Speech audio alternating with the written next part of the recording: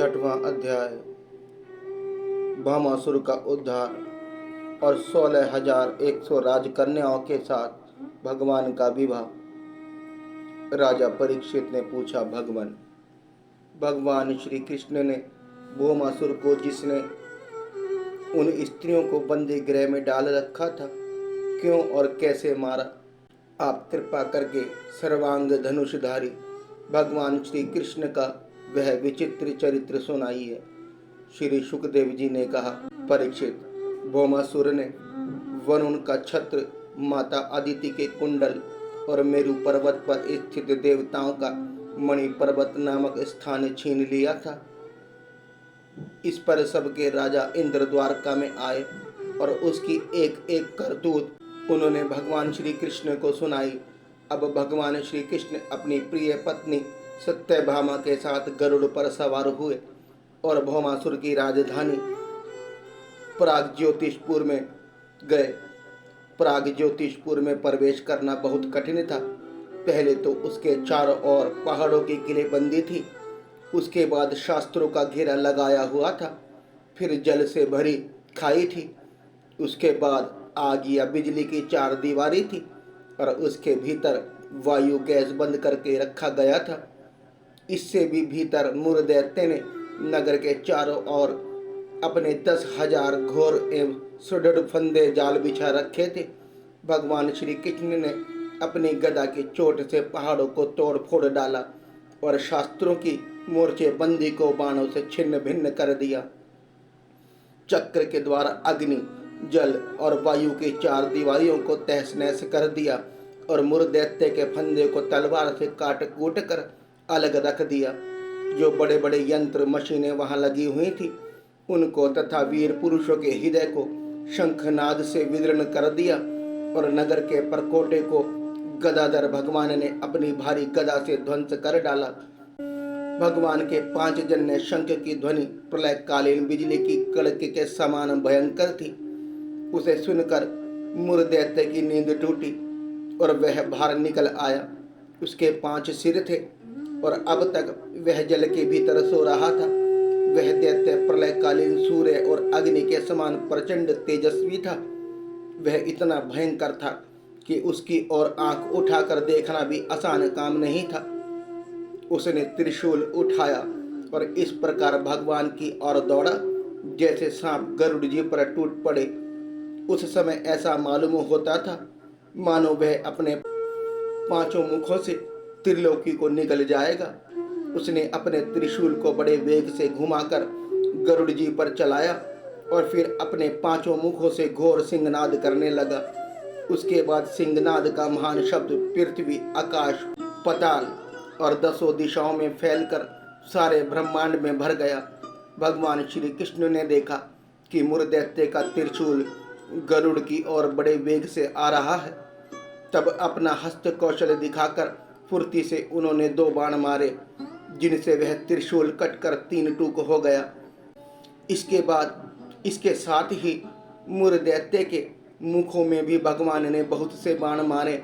इससे वह दैत्य अत्यंत क्रुद्ध हो उठा और उसने भगवान पर अपनी गदा चलाई, परंतु भगवान श्री कृष्ण ने अपनी गदा के प्रहार से मुरदैत्य की गदा को अपने पास पहुंचने के पहले ही चूर चूर कर दिया। अब वह अस्त्रहीन हो जाने के कारण अपनी भुजाएं फैलाकर श्री कृष्ण की ओर दौड़ा और खेल ही खेल में ही चक्र से उसके 5 सिर उतार लिए। सिर कटते ही मुरदैत्य के प्राण पखेरु उड़ गए और वह ठीक वैसे ही जल में गिर पड़ा जैसे इंद्र के वज्र से शिखर कट जाने पर कोई पर्वत समुद्र में गिर पड़ता हो। मुरदैत्य के साथ पुत्र थे, ताम्र, अंतरिक्ष, श्रवण, विभा, वसु, नभस्वान और अरुण। ये अपने पिता की मृत्यु से अत्यंत शोकाकुल हो उठे और फिर बदला लेने के लिए क्रोध से भरकर शस्त्र से सुसज्जित हो गए तथा पीठ नामक दैत्य को अपना सेनापति बनाकर भौमासुर के आदेश से श्री कृष्ण पर चढ़ आए। वे वहां आकर बड़े क्रोध से भगवान श्री कृष्ण पर बाण, खड्ग, गदा, शक्ति, ऋषि और त्रिशूल आदि प्रचंड शस्त्रों की वर्षा करने लगे। परीक्षित, भगवान की शक्ति अमोद और अनंत है। उन्होंने अपने बाणों से उनके कोटि कोटि शस्त्र शस्त्र तिल तिल करके काट गिराए। भगवान के शस्त्र प्रहार से सेनापति पीठ और उसके साथी दैत्यों के सिर, जांघें, भुजा, पैर और कवच कट गए और उन सभी को भगवान ने यमराज के पास पहुंचा दिया। जब पृथ्वी के पुत्र नरकासुर भौमासुर ने देखा कि भगवान श्री कृष्ण के चक्र और बाणों से हमारी सेना और सेनापतियों का संहार हो गया, तब उसे असह्य क्रोध हुआ। वह समुद्र तट पर पैदा हुए बहुत से मद वाले हाथियों की सेना लेकर नगर से बाहर निकला। उसने देखा कि भगवान श्री कृष्ण अपनी पत्नी के साथ आकाश में गरुड़ पर स्थित हैं, जैसे सूर्य के ऊपर बिजली के साथ वर्षाकालीन श्याम मेघ शोभायमान हो। भौमासुर ने स्वयं भगवान के ऊपर शतध्वनि नाम की शक्ति चलाई और उसके सब सैनिकों ने भी एक ही साथ उन पर अपने अपने अस्त्र शस्त्र छोड़ दिए। अब भगवान श्री कृष्ण भी चित्र विचित्र पंख वाले तीखे तीखे बाण चलाने लगे। इससे उसी समय भौमासुर के सैनिकों की भुजाएं, जांघें, गर्दन, धड़ कट कट कर गिरने लगे। हाथी और घोड़े भी मरने लगे। परीक्षित, भौमासुर के सैनिकों ने भगवान पर जो जो अस्त्र शस्त्र चलाए थे, उनमें से प्रत्येक को भगवान ने तीन तीन तीखे बाणों से काट गिराया। उस समय भगवान श्री कृष्ण गरुड़ जी पर सवार थे और गरुड़ जी अपने पंखों से हाथियों को मार रहे थे। उनकी चोंच, पंख और पंजों की मार से हाथियों को बड़ी पीड़ा हुई और वे सब के सब आर्त होकर युद्ध भूमि से भागकर नगर में घुस गए।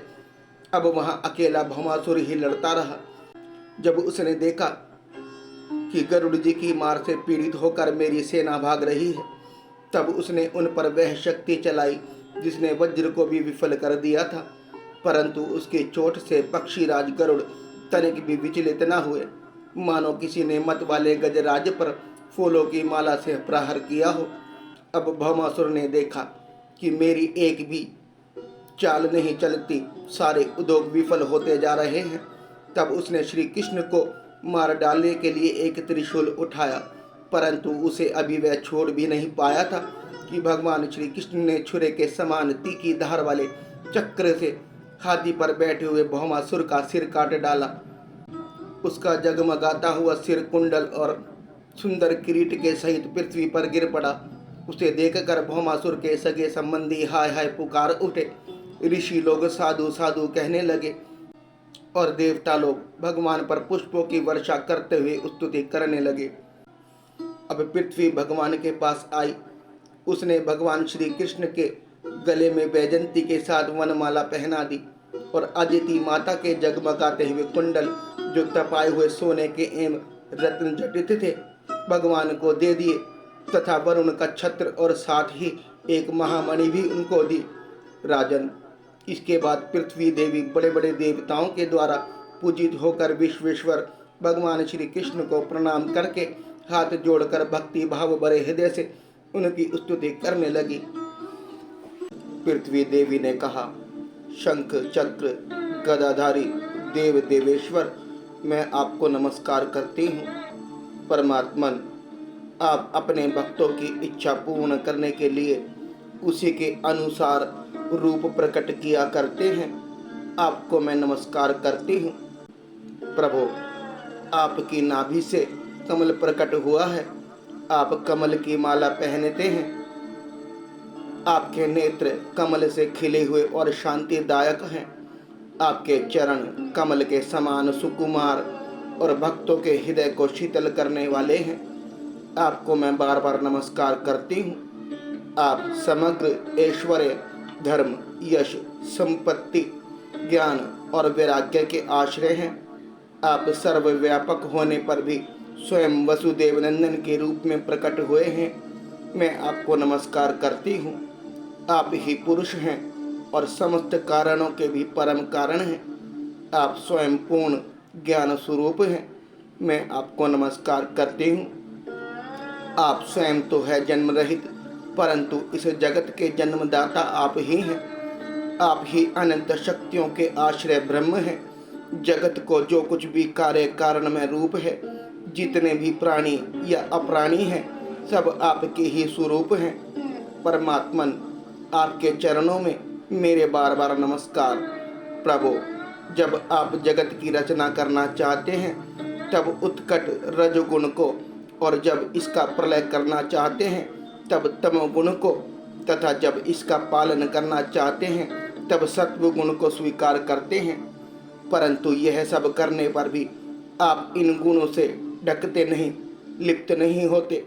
जगतपते, आप स्वयं ही प्रकृति, पुरुष और दोनों के संयोग वियोग हेतु काल हैं तथा उन तीनों से परे भी हैं। भगवान, मैं पृथ्वी, जल, अग्नि, वायु, आकाश, पंच तन मात्राएं, मन, इंद्रिय और इनके अधिष्ठात्री देवता, अहंकार और महत्त्व, कहाँ तक कहूँ, यह संपूर्ण चराचर जगत आपके अद्वितीय स्वरूप में ब्रह्म के कारण ही पृथक प्रतीत हो रहा है।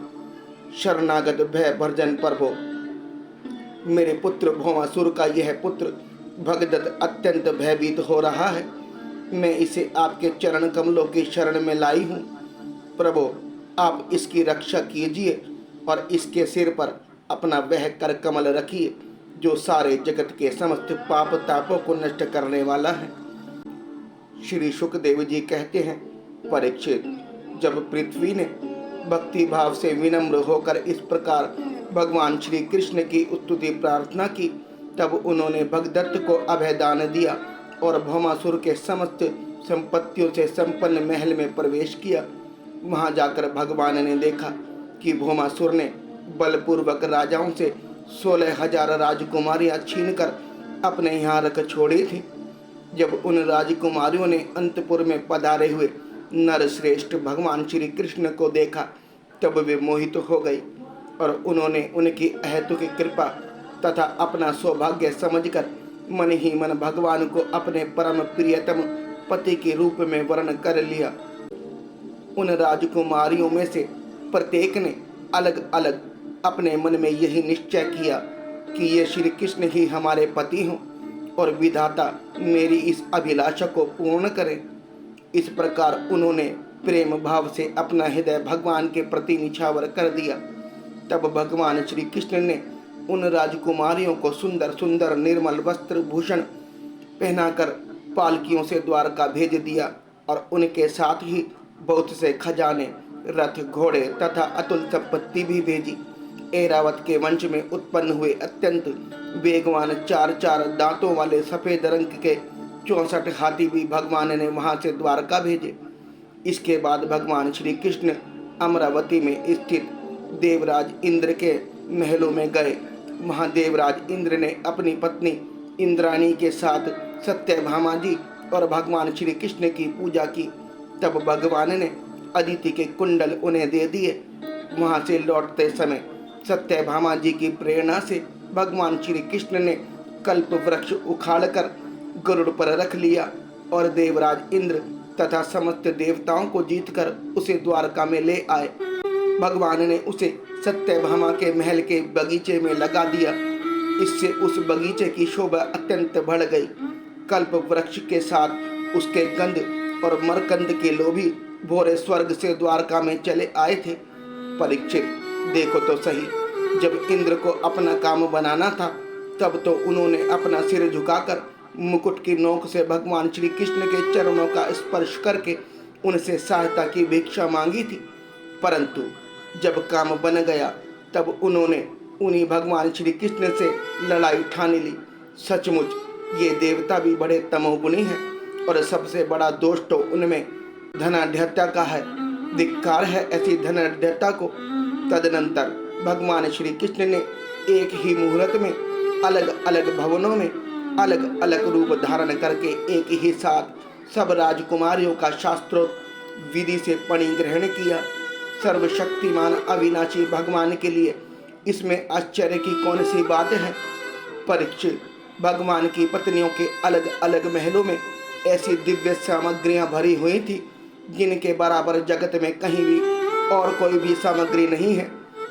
फिर अधिकता की तो बात ही क्या है। उन महलों में रहकर मति गति के परे की लीला करने वाले अविनाशी भगवान श्री कृष्ण अपने आत्मनंद में मग्न रहते हुए लक्ष्मी जी की अंश स्वरूपा उन पत्नियों के साथ ठीक वैसे ही विहार करते थे जैसे कोई साधारण मनुष्य घर गृहस्थी में रहकर गृहस्थ धर्म के अनुसार आचरण करता हो। परीक्षित, ब्रह्मा आदि बड़े बड़े देवता भी भगवान के वास्तविक स्वरूप को और उनकी प्राप्ति के मार्ग को नहीं जानते।